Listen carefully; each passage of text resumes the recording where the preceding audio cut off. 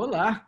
Hoje a nossa conversa é com o Ailton Krenak, que é uma das personalidades mais importantes do país no momento, foi escolhido intelectual do ano de 2020, ganhou o prêmio Juca Pato, da Associação Brasileira de Escritores. E é um homem de uma mente poderosa que tem falado de coisas que, durante muito tempo, não eram tematizadas ou só eram vistas pelo olhar dos brancos. Ou seja, tem o famoso lugar de fala. E é por aí que eu quero começar a nossa conversa, Ailton Krenak. O teu lugar de fala é importante no que tu dizes ou essa coisa de lugar de fala não te afeta, não te toca, não é importante para ti?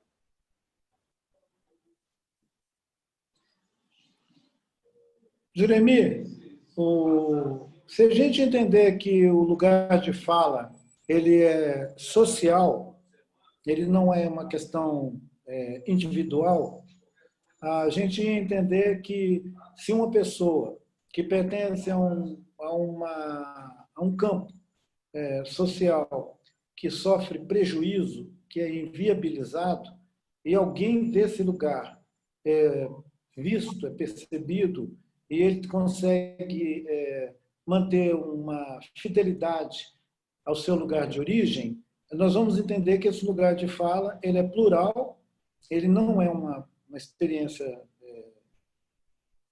do sujeito singular, e eu aceitaria, numa boa, entender nesses termos. Mas, do jeito que isso está banalizado, eu fico com um pouco de dificuldade de me encaixar na ideia, da mesma maneira que eu fico com dificuldade de me encaixar na ideia de intelectual do ano ou qualquer coisa desse tipo, porque é uma moldura que está muito determinada pelo tipo de cultura, digamos,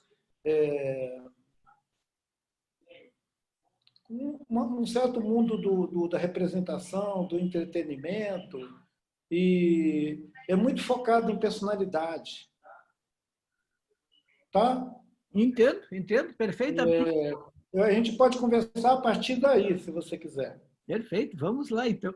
Sabe, antes de fazer o contato para a gente conversar agora, eu estava relendo um livro muito famoso, assim, O Orientalismo, do Eduard Said, e o primeiro parágrafo me fez pensar muito em ti, porque é um parágrafo interessante que diz assim, ó, em uma visita a Beirute, durante a terrível Guerra Civil de 1975-76, um jornalista francês escreveu com pesar sobre a devastada área central da cidade, que ela, entre aspas, parecera outrora pertencer ao Oriente de Chateaubriand ou Nerval, fecha aspas. Ele tinha razão sobre o lugar, é claro, especialmente no que dizia respeito a um europeu. O Oriente era quase uma invenção europeia. E aí ele fica discorrendo sobre como os europeus inventaram um certo Oriente, olhavam para esse Oriente como olhavam e lamentavam o desaparecimento, não, ou enfim, a decadência não do Oriente, mas a decadência do Oriente europeu. A cultura indígena, as culturas indígenas brasileiras são ainda olhadas pelos brancos como culturas exóticas, com um olhar tipo esse do jornalista francês em relação a Beirute? Não tem dúvida. A invenção do Oriente, ela coincide também com a invenção dos índios.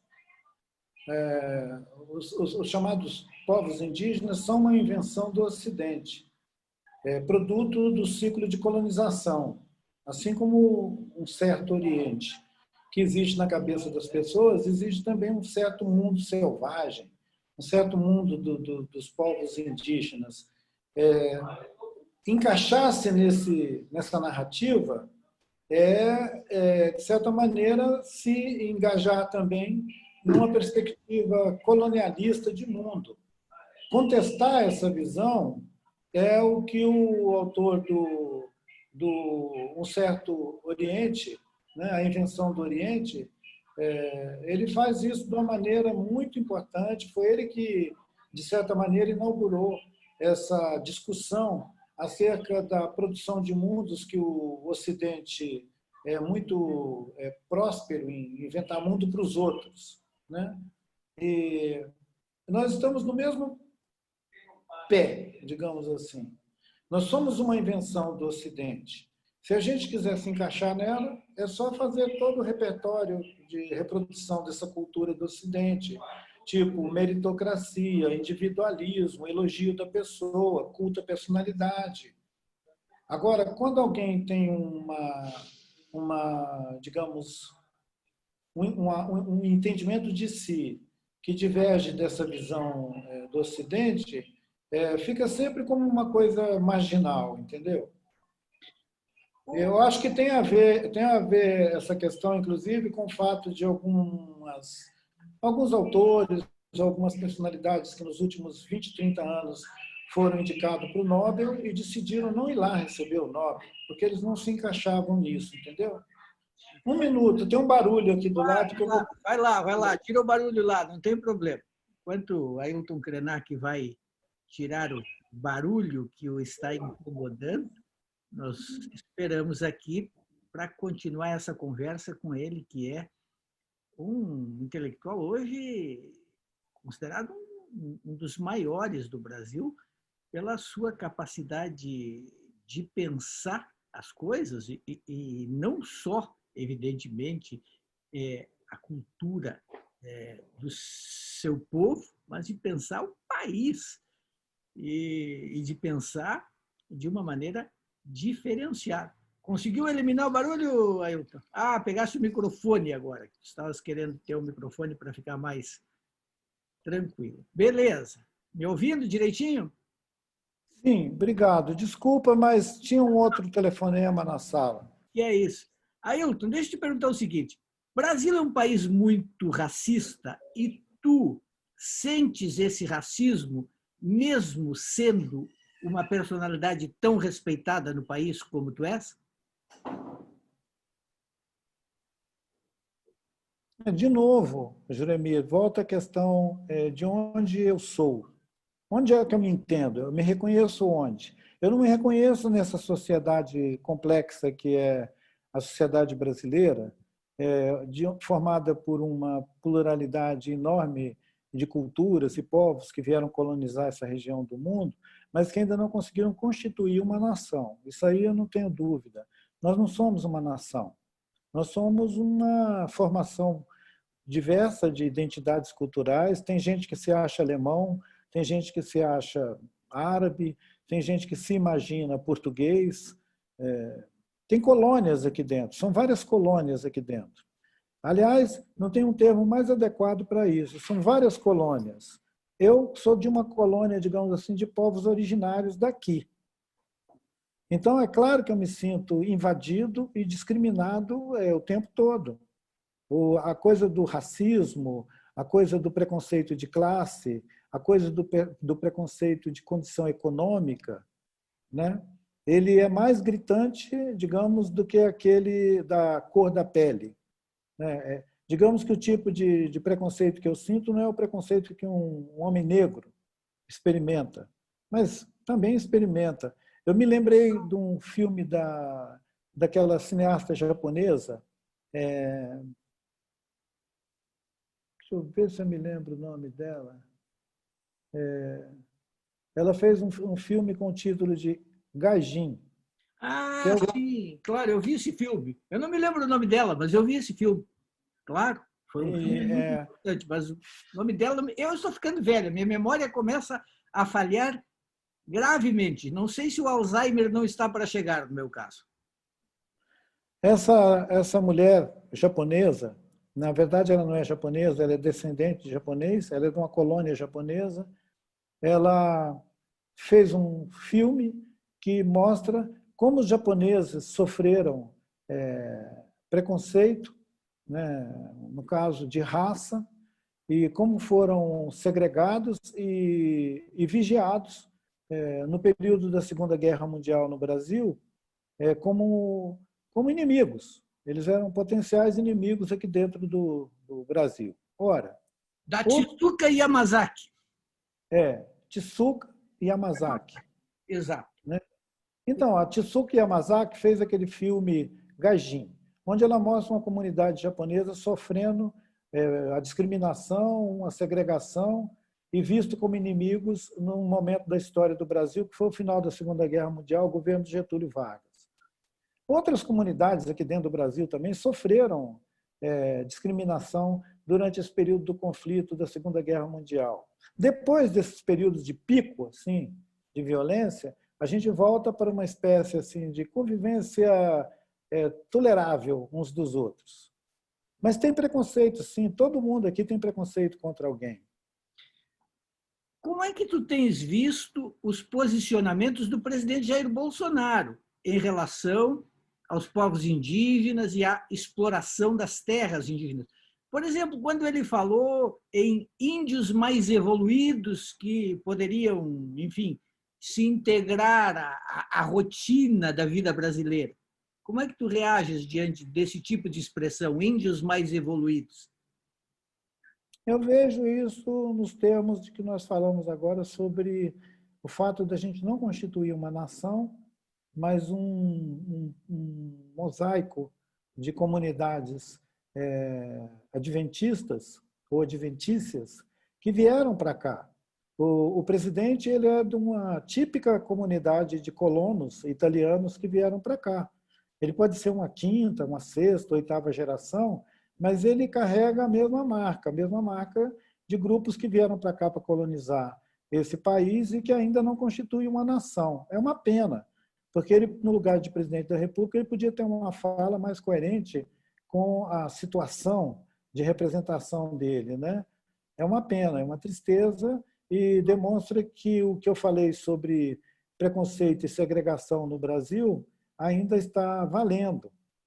Ele teve um número muito grande de brasileiros que elegeram ele, que concordam com ele, inclusive, quando ele ofende os índios, quando ele ofende os negros, quando ele diz que os quilombolas devem ser estimados em arrobas. Toda essa verborragia dele que ofende a todos nós, ela está bem presente na mentalidade plural dos brasileiros, digamos assim. Assim como a comunidade japonesa foi discriminada um dia, agora quem é discriminado preferencialmente são os povos indígenas. Mas está bem definido que o interesse é econômico. Eles querem roubar o que ainda tem sob os pés dos indígenas com essa conversa fiada de progresso e desenvolvimento.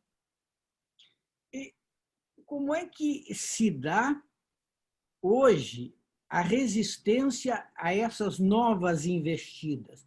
Isso depende de pessoas como tu, depende também de outros brasileiros que tenham uma visão como a tua, ou depende também de uma ação internacional no sentido de proteção aos povos originários? Como é que se pode realmente fazer essa resistência?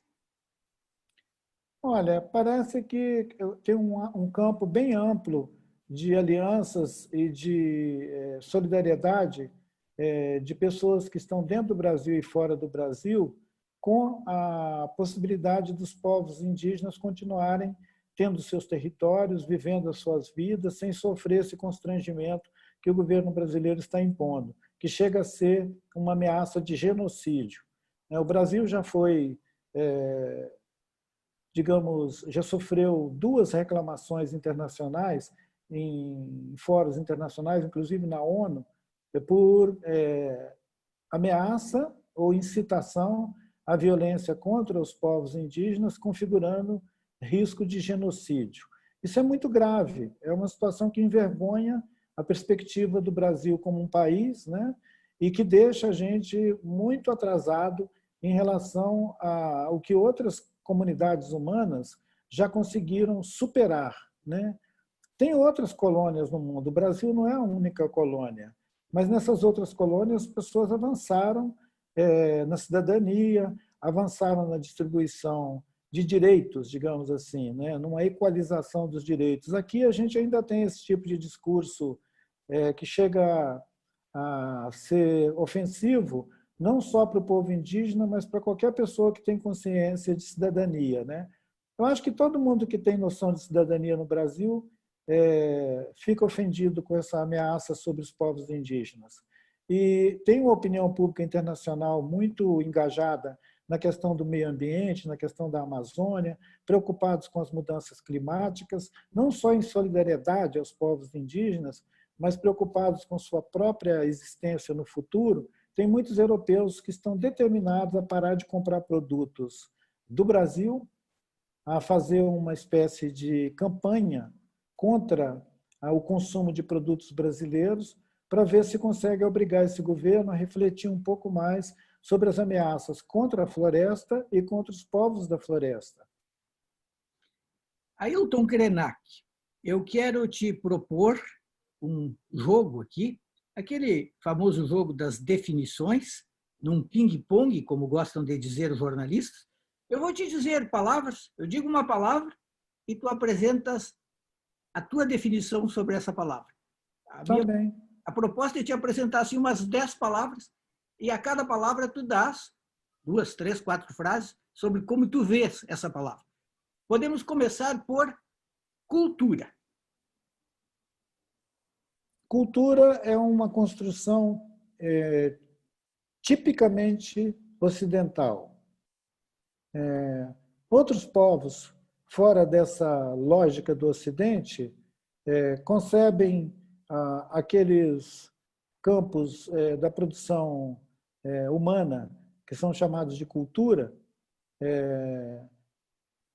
profundamente envolvido com outros aspectos da vida, do fazer humano, e não separam cultura de natureza. Mudança climática. É quando a Terra tem febre e para de dar o que nós estávamos acostumados a receber de graça. Perfeito. Cosmovisão. Cosmovisão são possibilidades de vastas subjetividades construindo mundos para serem habitados por quem é capaz de produzir esses mundos. Índios. Uma invenção portuguesa. Um equívoco de português, tu disseste em algum momento, eu li isso. O Oswald de Andrade, na semana de 22, o pessoal do modernismo, com um poeminha muito singelo, dizia, tinha um título de Erro de Português. O erro de português era, eles chegaram à nossa praia, estava uma baita chuva. Aí eles vestiram os índios. Mas se tivesse um dia de sol, os índios teriam despido os portugueses. Esse é o poeminha do Oswald, Erro de Português. Passou o tempo, eu inventei um outro, que eu chamo de equívoco de português. Eles saíram, pensavam que estavam indo para as Índias. Pararam numa praia em algum lugar do mundo. E as primeiras pessoas que eles avistaram na praia, eles gritaram, são os índios. A gente deve dizer índio ou indígena? Ou é a mesma coisa? Se fosse uma discussão jurídica, alguém ia sugerir que deveria ser indígenas. Mas como nós não estamos fazendo uma discussão jurídica na ONU, não estamos criando um documento internacional sobre o assunto, os dois estão errados. Maravilha! Muito bom. Krenak. O prefixo kren é cabeça, nak é terra. Então, krenak é cabeça na terra, ou cabeça de terra. E que significa, eu li que tu desse mais uma definição sobre isso, que os Krenak se veem como gente mesmo, é isso? Ente humano. Gente humana. Gente humana. Excelente, né? Como definição. Ocidente.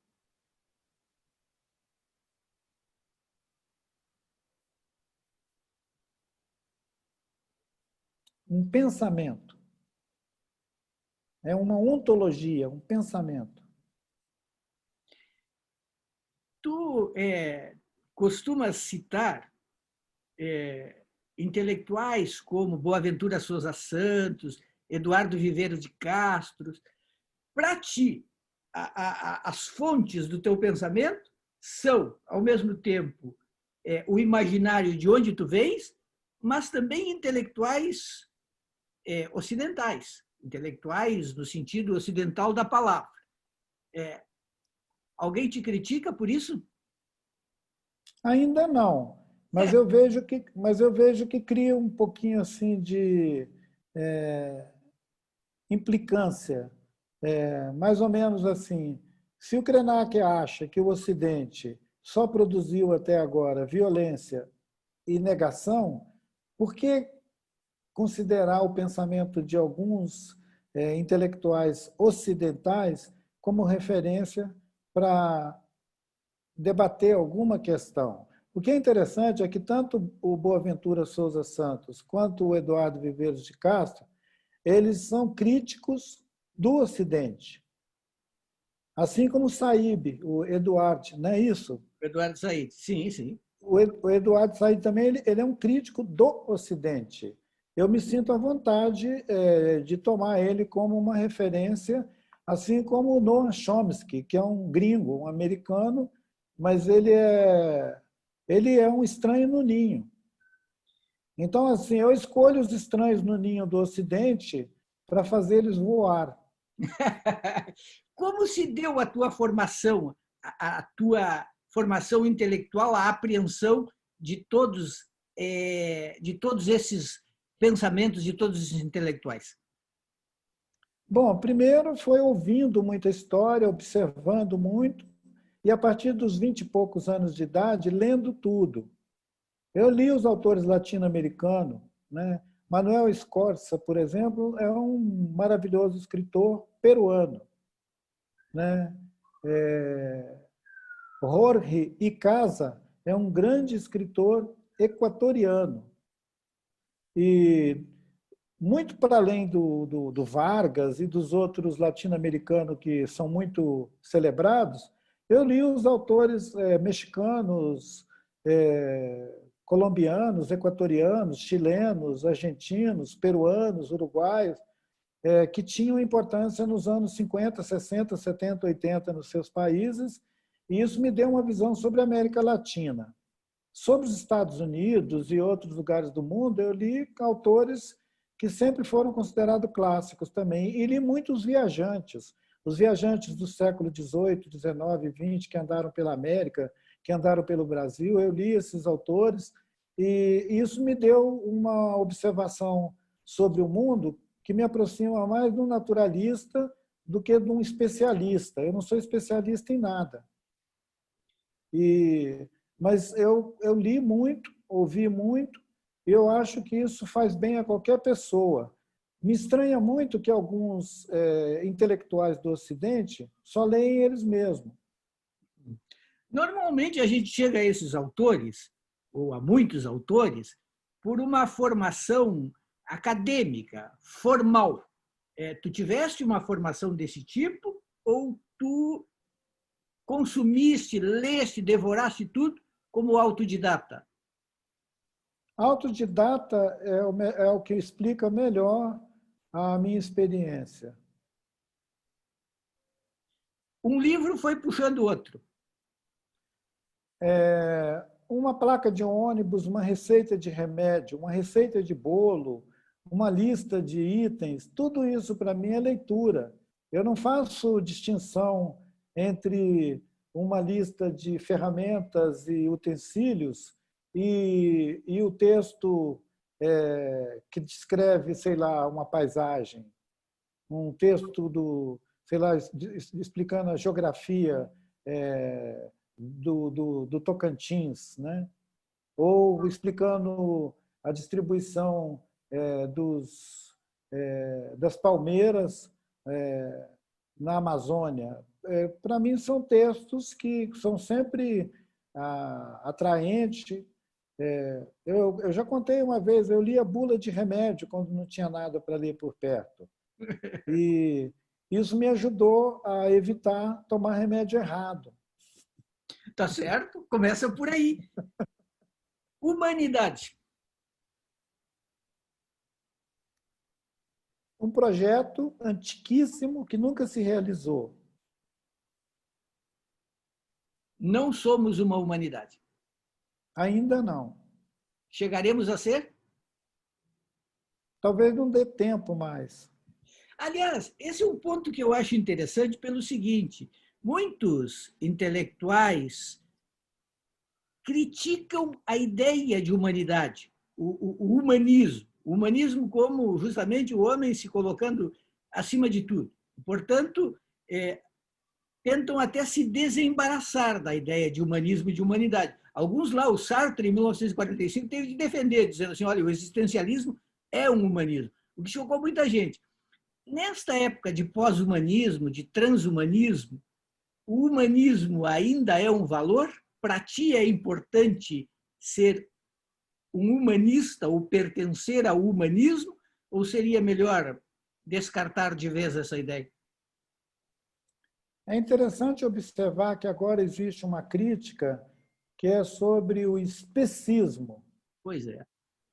O especismo ele se põe como uma observação acerca da espécie humana se achar no centro de toda a experiência da vida na biosfera do planeta Terra. Ele é um debate que interessa muito a biologia, ele interessa muito a filosofia, e ele interessa principalmente a ideia de se nós ainda vamos ter tempo para configurar essa tal de humanidade, sendo que nós estamos destruindo a vida no planeta onde nós habitamos. O humanismo é um especismo? É especismo. A semente do humanismo é o especismo. Outros seres têm relevância, têm fundamental sentido na sua existência, assim como os humanos.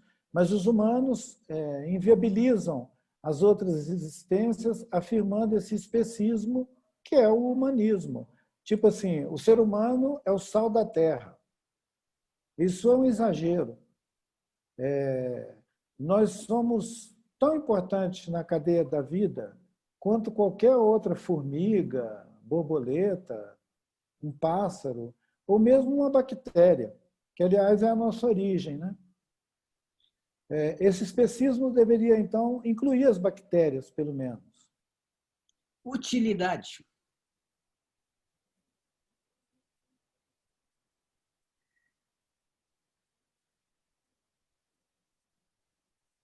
É o que pode levar alguém de um lugar ao outro. Só isso é que tem sentido como utilidade. A vida, por exemplo, deve ser útil? Não, definitivamente não. A vida é uma experiência tão incontível.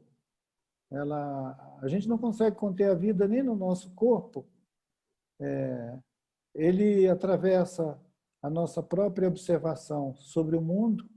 Então, a vida é além de nós. A vida ela é para além da nossa capacidade de conhecimento. Capitalismo.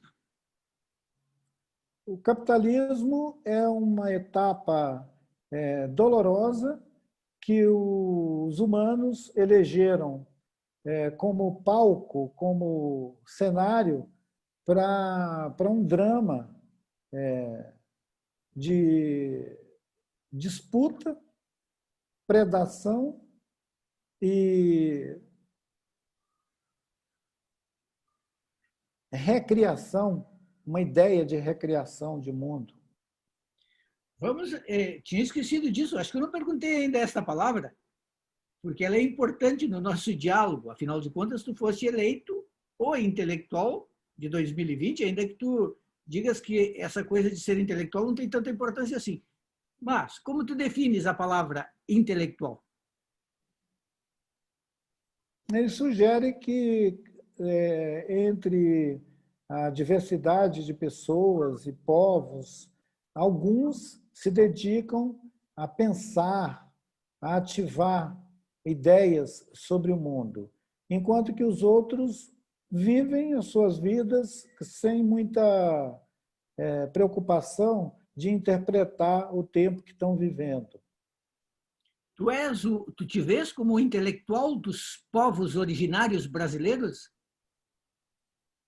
Não propriamente. Eu acredito que tem muitas pessoas que eu admiro muito entre esses povos indígenas brasileiros que não me acham intelectual, que convivem comigo com paciência e respeito, mas não têm essa ideia de intelectual, não apreciam isso, né? Quem é intelectual para ti? Hum, É mais uma categoria, digamos assim, de pensamento do que uma experiência afetiva de reconhecer alguém como intelectual. É uma situação temporária. Uma pessoa pode ser muito apreciada agora e daqui a 10 anos ele ser esculhambado, sofrer uma espécie assim de esculhambação geral. Nós sabemos da revisão histórica que é feita a cada período, onde alguém que estava enterrado é ressuscitado e alguém que está andando por aí é enterrado. Essa disputa ela é uma constante, né? São valores, são a cada tempo alguns valores emergem e outros desaparecem. Grandes pensadores do século XX foram despachados antes de morrer, com suas obras e tudo, para algum lugar obscuro, onde ninguém está interessado no que falaram, no que pensaram. Você mesmo acabou de citar o Sartre, né? O Sartre teve um período que ele era uma unanimidade em tudo quanto é lugar onde havia alguma ilustração, digamos assim. Faz muito tempo que eu não escuto ninguém falando no Sartre. O que será que aconteceu? Foi um autor que tu leste? Te interessou? Sim, me interessou porque eu queria saber por que essa pessoa era um intelectual tão aclamado no Ocidente, por que ele era tão admirado numa época em que eu era um ativista do movimento indígena e ele era apresentado como um cara que tinha um pensamento revolucionário, um pensamento crítico, um pensamento além do tempo. Então eu queria saber o que ele estava dizendo. E eu acho que ele era uma pessoa que lidava muito mais com o contexto da Europa. A Europa vivia muita violência, muito conflito, muita exasperação, e ele pensava esse tempo. Ele pensou 2 períodos de guerra, né? 2 períodos de destruição, a Primeira Guerra Mundial, a Segunda Guerra Mundial, e depois uma espécie assim, de dissolução dessa identidade europeia, o pau quebrando. Ele pensou isso. Então, eu acho que ele pensava muito esse mundo dele mesmo. Há algum intelectual europeu hoje que pense o mundo que te interessa de uma maneira adequada, que não seja simplesmente mais um ocidental a pensar o exótico? Olha, na verdade, quem está me interessando muito nos últimos, digamos assim, 2 anos, é um jornalista de profissão, ele não é europeu, ele é americano, que tem refletido sobre o antropoceno, refletido sobre as mudanças climáticas e sobre a possibilidade da gente entrar na lista de extinção. Esse cara me interessa.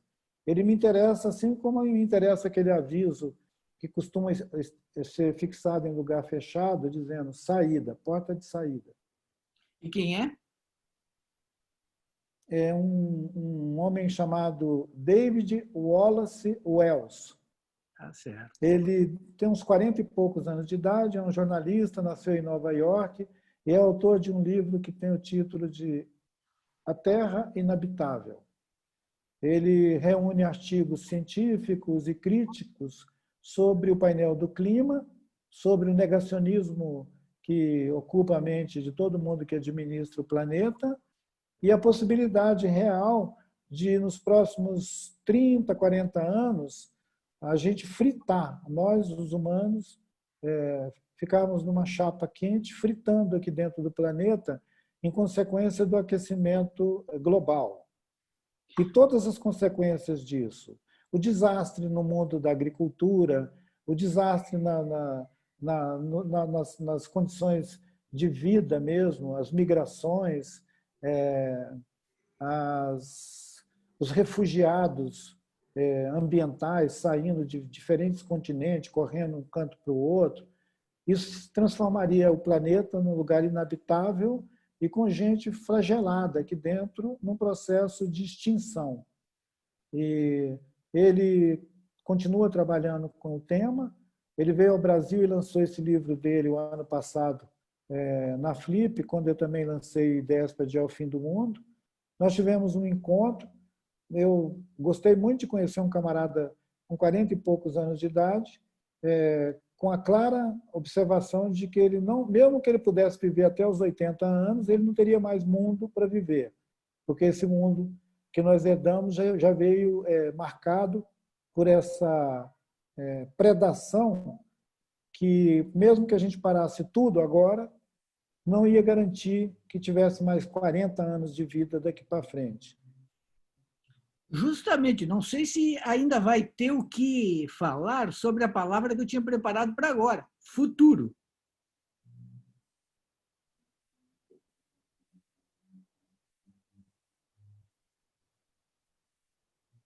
O futuro é uma espécie de aposta que as pessoas estão vivendo hoje, fazem sobre o amanhã. O amanhã não está à venda, mas a gente insiste em fazer aposta e jogar carta na mesa dizendo que tem um futuro, né? O futuro, assim como o passado não nos serve para realizar nada, ele já foi, o futuro ainda não existe. O que existe é o presente. Então, eu não aposto nada no futuro. Sustentabilidade. É uma invenção bem conveniente para quem tem mercadoria e coisas para trocar, vender e transformar, inclusive, em dinheiro. Agronegócio. É uma super capacitação dos homens que fizeram a invenção da agricultura 10 mil anos atrás, em transformar tudo na terra em plantação, em monocultura, em uma espécie assim de imenso canteiro de cultivos, né, de cultivares, e suprimindo a natureza. E tenho mais duas palavras aqui. Uma, essa aqui eu preciso, é claro, fazer. Mercadoria. Mercadoria é tudo aquilo que nós inventamos para ocupar o espaço vazio de nós mesmos.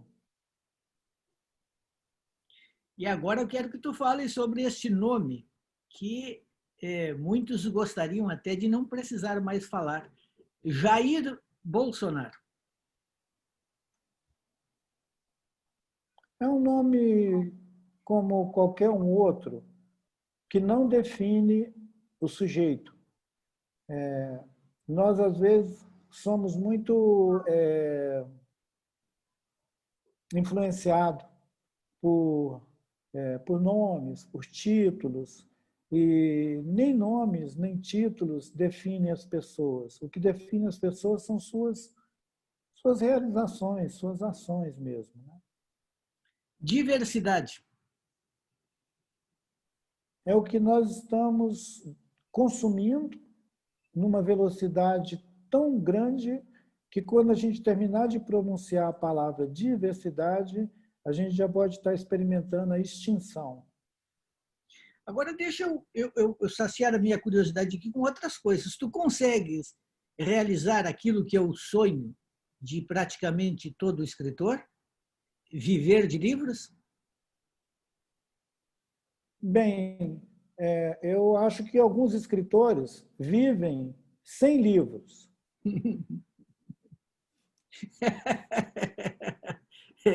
Mas tu consegues ganhar dinheiro com livros? Bom, aí é outra questão. Ganhar dinheiro com livro são muito poucos. Ganham dinheiro com livros. Eu mesmo nunca conheci um autor que ganha dinheiro com livros para viver só disso. A maioria desses escritores tem outras atividades Inclusive, alguns deles são, sabe, criam boi, criam animais para vender, produzem outros artefatos que podem vender ou fazem agricultura mesmo. Conhece? Escritor e, ao mesmo tempo, parte do agronegócio, é isso? Não tanto ao céu, nem tanto à terra, né? Porque ele não vai ter tempo para se dedicar assim, a um agronegócio. Sim. Mas é possível que alguém viva na zona rural, tenha uma base da sua subsistência num sítio, numa fazenda, O Raduan, e seja o e Raduan escreva ali. Nassar plantava milho. Hã? O Raduan Nassar plantava milho para pipoca. E o Manuel Então, Barros também, acho que tinha uma atividade rural. Tinha, sim. então, mas definitivamente isso não tinha nada a ver com agronegócio. O agronegócio é outra coisa, tem a ver com business, né? Com negócio. Nós Exato. estamos falando de gente que tem uma agricultura de subsistência, que produz o suficiente para comer. A Vandana Shiva, por exemplo, que é uma pensadora indiana, uma pessoa ativista da questão da natureza, reconhecida no mundo inteiro, ela, ela vive uma parte da economia dela das fazendas, que lá na Índia tem outro sentido de fazenda, não é essa coisa de exibir riqueza que tem aqui no Ocidente. Lá, uma fazenda significa aquele lugar onde os camponeses, digamos assim, uma palavra que eu acho que em português ela sempre tem um sentido equívoco. Aqui no Brasil não tem camponês, aqui no Brasil tem agricultor, tem roceiro, mas tem gente que insiste em chamar eles de camponeses. Acho que é uma coisa meio romântica. Lá na Índia, lá na Índia tem muita gente que vive da produção da agricultura, eles têm muita gente, eles consomem muito, comem muita coisa produzida nos sítios, e isso são fazendas, são sítios. E a Vandana Shiva participa de uma rede de pessoas que trabalham a produção que a gente chama de agroecológica e que tem a função de conservar sementes originárias, ampliar o conhecimento sobre a terra, melhorar o uso da terra, e eu acho que ela deve ganhar mais condições de subsistência com isso do que vendendo livro. E olha que ela vende livro no mundo inteiro. Os livros dela são traduzidos para dezenas de línguas, inglês principalmente, mas alemão, italiano. Lá na Índia ela é muito respeitada e lida também, mas mesmo assim ela não poderia viver só de vender livro. O pessoal fazia uma brincadeira antigamente no Brasil, dizendo que no Brasil o único escritor que vivia de vender livro era o Jorge Amado. Você lembra? E agora tem o Paulo Coelho. Bom, mas eu não sei se ele vive no Brasil. Não, não, ele vive na Suíça, mas enfim, ele ganha muito dinheiro com livros, mas é raro, né? Agora, Então, dependendo, se você estiver vivendo na Suíça, talvez você viva de vender livros. agora também tem o que vem junto. Por exemplo, eu imagino que tu sejas convidado para centenas de palestras. E isso traz dinheiro. Olha, isso traz dor de cabeça, É porque traz cansaço, e eu estou pensando como eu vou fazer para evitar me instituir assim nesse sujeito palestrante que não tem tempo para si mesmo, que não tem tempo para conviver com seus familiares, com seus amigos, com seus filhos. Eu tenho meus netos, eu tenho filho com 10 anos de idade. Eu preciso ter tempo para eles. Eu não posso passar a minha vida no lado na frente de uma tela, dando conferência, fazendo live, dando entrevista, como foi nesse período da pandemia agora. Ninguém viajou para lugar nenhum. Nós ficamos sentados na cadeira, na frente de uma tela, dando entrevista. E não tem coisa mais sem graça do que uma vida dessa. é verdade. Agora, pelo menos te poupou o tempo de ter que viajar para dar todas as palestras. Eu não sei se vale a pena, não. Talvez o mais interessante fosse viajar o que fosse suficiente, dar as palestras que fossem interessantes e passar o tempo que fosse possível em casa, com seus parentes, com sua família, Para mim, essa convivência com os meus parentes, com minha família, no caso da minha aldeia onde eu moro, na margem esquerda do Rio Doce, ali no leste de Minas Gerais, passar o meu tempo ali é a melhor coisa para mim. Quando todo mundo estava viajando, eu passava metade do meu tempo em aeroporto. Quantas pessoas tem na tua aldeia? Nós somos 130 famílias, 130. numa reserva de 4.000 hectares, que não é muito grande. Se você olhar, dá para perceber que essas pessoas podem se encontrar em um dia, todos visitando um ao outro. E tu ainda moras na aldeia? Eu moro, principalmente agora, esse ano de confinamento, eu não fui a nenhum outro lugar. Eu tive a oportunidade de passar esse ano em casa, fazendo horta, cuidando do meu quintal, plantando algumas árvores que vão existir o resto do tempo depois de mim, e isso me anima muito, plantar árvores. Agora, Inclusive, algumas dão alimento, né? sim. Plantar horta, sabe? Plantar pé de mamão, pé de coco, banana, cana, manga, laranja, limão. Mas também plantar batata, que você pode colher daqui a 3 meses, abóbora, melão, melancia, milho. Isso tudo eu plantei esse ano. Pode ter certeza, Jeremias, se você fosse me visitar, você ia comer abobrinha verde do quintal, ia poder comer milho torrado ou milho socado, Legal.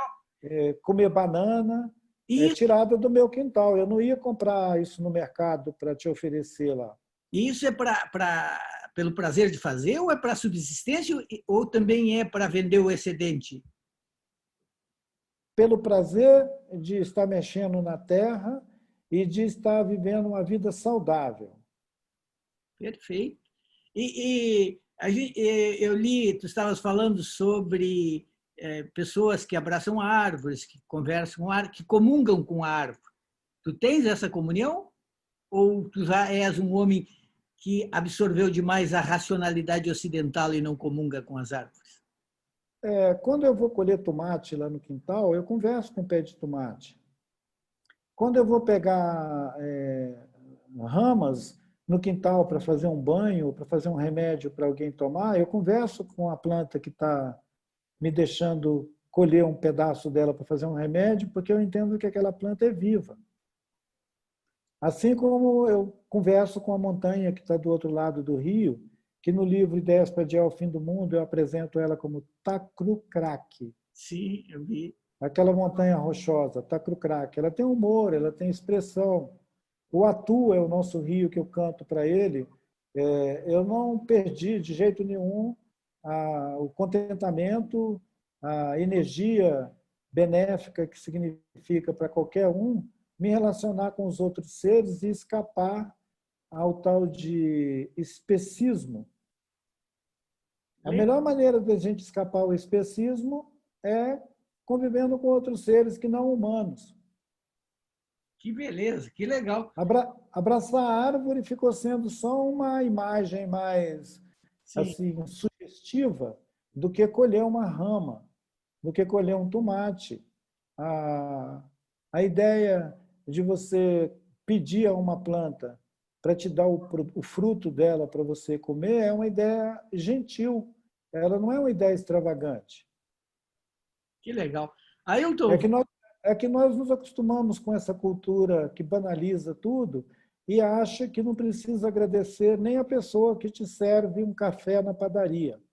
sim, é verdade, é bem isso Porque que, você comprou o café, você não precisa agradecer ele. claro, Você paga ele. E claro. tem gente que acha que pode colher da natureza o que quiser também, não precisa agradecer, não. A natureza está aí para ser exaurida. As pessoas vão compreender, enfim, que a natureza ela não é um reservatório inesgotável, elas vão entender que as coisas acabam, ou é muito difícil na cultura mercantilista colocar essa ideia na cabeça de todo mundo? Olha, algumas culturas, alguns lugares do mundo, porque a gente está falando daqui do Brasil, a gente fica com uma tendência de pensar muito a realidade do mundo como o Brasil, né? Tem outros lugares no mundo, na Ásia, na África, onde as pessoas vivem uma relação com os outros seres, com os animais, com as plantas, que é muito mais ritualizada. Sim. Você talvez não se lembre, Jeremi, mas antigamente no Brasil, quando o pessoal ia colher café, tinha as cantigas de trabalho. Sim, sim, sim. O pessoal ia colher café cantava. Eles cantavam cantigas para colher café. E quando o pessoal ia colher arroz, eles cantavam, cantiga de colher arroz.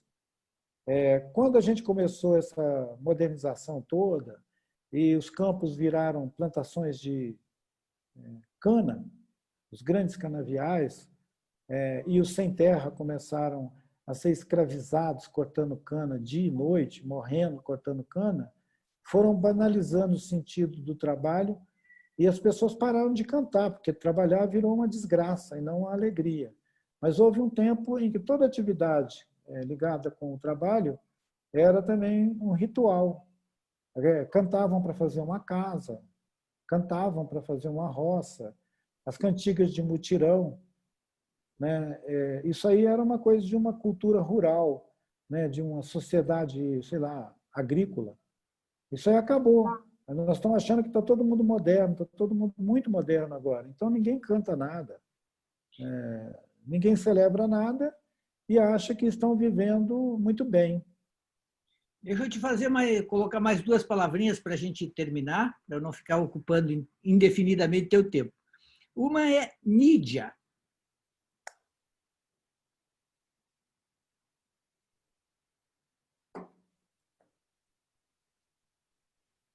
A mídia ela é um campo que se amplia indeterminadamente para nos absorver entre informações que são úteis e uma imensa gama de assuntos que não têm importância nenhuma, mas que nos transforma numa sociedade do entretenimento. Sim.